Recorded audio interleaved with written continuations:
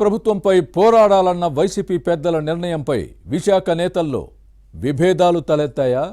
ధాన్యం సేకరణ, విద్యుత్ ఛార్జీల పెంపు, ఫీజులు రీయింబర్స్మెంట్ వంటి అంశాలపై ఉద్యమించాలన్న జగన్ నిర్ణయాన్ని పార్టీ నేతలు వ్యతిరేకించారా?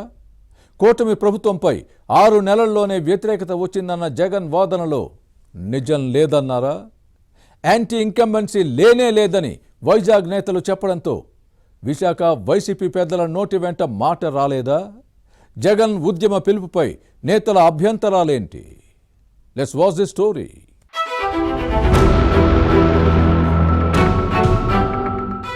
వైసీపీ అధినేత ఒకటి తలిస్తే పార్టీ లీడర్లు మరొకటి ఆలోచిస్తున్నారు. కూటమి 6 నెలల పాలనపై ప్రజల్లో వ్యతిరేకత పెరిగింది.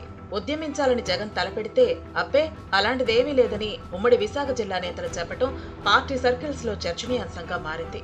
తొందరపాటు వద్దనటం చూస్తుంటే అధినేత ఆలోచనలు, పార్టీ నేతల భావాలు పరస్పర విరుద్ధంగా ఉంటున్నాయని అర్థమవుతోంది. రాష్ట్రంలో అధికారం చేజారి తర్వాత ఫ్యాన్ పార్టీ పెద్దలకు దిక్కుతోచడం లేదు. అధికారం అనుభవించిన నేతలు ప్రతిపక్షంలో కూర్చోవడాన్ని ఇబ్బందికరంగా ఫీల్ అవుతున్నారు. మళ్లీ ఎప్పుడు పవర్లోకి వస్తామా అన్న యావ తప్ప అపోజిషన్ లో ఉంటూ సమర్థవంతమైన పాత్ర పోషించి ప్రజల మన్ననలు తిరిగి పొందాలన్న ఆలోచనే లేదు. అధినేత వైఖరి నచ్చక పార్టీ నేతలు వలసపోతున్నారు. దీంతో పార్టీ రోజు రోజుకు బలహీనపడుతోంది. మైగ్రేషన్ ను అరికట్టి క్యాడర్ కు భరోసా కల్పించేందుకు తాడేపల్లి ప్యాలెస్ పెద్దలు పెద్ద స్కెచ్ వేశారు.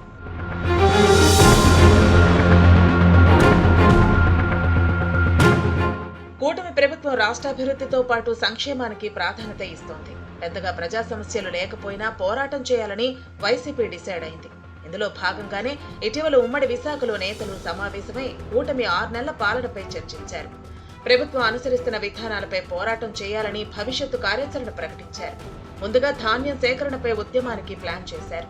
ఈ నెల 27న పెంచిన విద్యుత్ ఛార్జీల అంశంపై ఆందోళనకు పిలుపు ఇచ్చింది. జనవరి 3న ఫీజుల రీయింబర్స్మెంట్ బకాయిలను చెల్లించాలని డిమాండ్తో పోరాటానికి డిసైడ్ అయ్యారు. ఫీజుల అంశం వైసీపీ నుంచి కూటమికి వారసత్వంగా వచ్చిన సమస్య.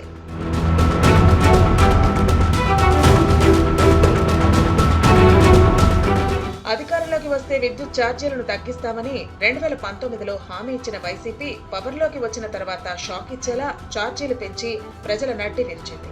బిల్లుల చెల్లింపు ప్రజలకు భారంగా మారింది.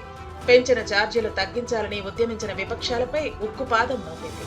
రైతుల నుంచి సేకరించిన ధాన్యానికి సకాలంలో చెల్లింపులు చేయలేదు. ఫీజుల రీయింబర్స్మెంట్ పై ఉత్తుత్తి బటన్లు నొక్కి అందరినీ మభ్యపెట్టింది. వైసీపీ ఒకటి చెప్పి మరొకటి చేయడంతో విద్యార్థులతో పాటు తల్లిదండ్రులు మానసిక క్షోభకు గురయ్యారు. అన్ని వర్గాల ప్రజలు ఇబ్బందులు పడ్డారు. ఎంతసేపు 3 రాజధానుల జపం చేసి ప్రజా సమస్యల పరిష్కారంపై దృష్టి పెట్టలేదు. అమరావతికి భూములు ఇచ్చిన రైతులకు సకాలంలో కౌలు చెల్లించిన దాఖలాలు లేవు. పైగా ఒకే రాష్ట్రం ఒకే రాజధాని అంటూ నినదించిన వారిపై అక్రమ కేసులు బనాయించి పైశాచిక ఆనందం పొందిన ముఖ్యమంత్రిగా ముద్రపడ్డారు జగన్. అన్ని వర్గాల ప్రజలను దూరం చేసుకుని వైసీపీ అధికారం కోల్పోయింది.